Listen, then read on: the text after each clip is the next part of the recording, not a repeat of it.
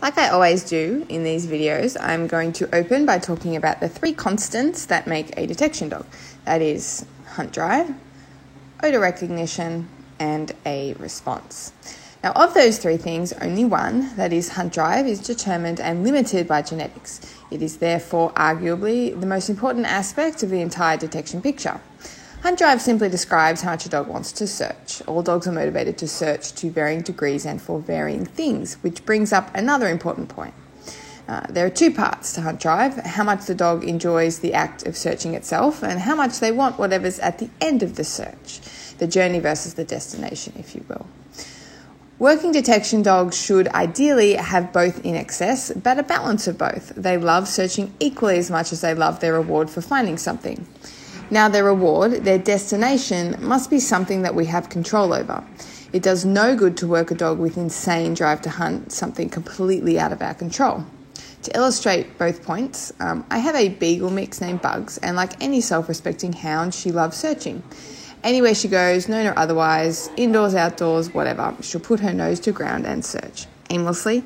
There's no goal she's working towards, but in saying that, she also loves food. She's a dog with the perfect balance of value for the journey and the destination.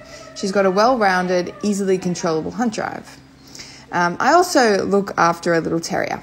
Now, this dog loves searching, and she loves what she finds when she searches. She's also got a nice, well-rounded hunt drive, but what she searches for isn't something I can fully control, and it's definitely not something I can have her working for as a reward. That is critters, rats, mice, lizards, that sort of thing.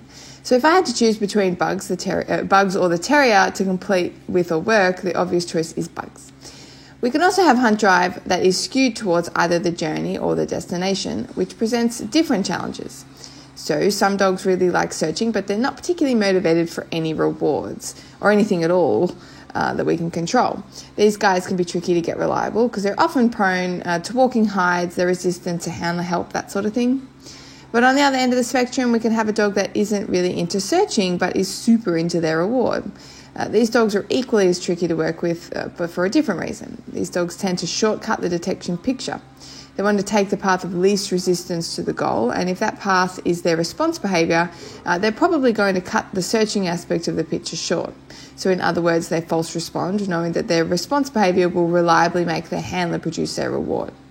For a dog like this, we can artificially increase their motivation to search through a careful foundation of training, and then we have the occasional dog that just doesn't really like searching, it doesn't really like their reward, and in this case too, we can work with them. It's just harder. So in all cases, if we have something controllable and something that the dog values, that is, if we have a well-defined destination, we can artificially build a dog's desire to search. But it's still very much limited by genetics, and it's still not as reliable as a dog that innately enjoys searching.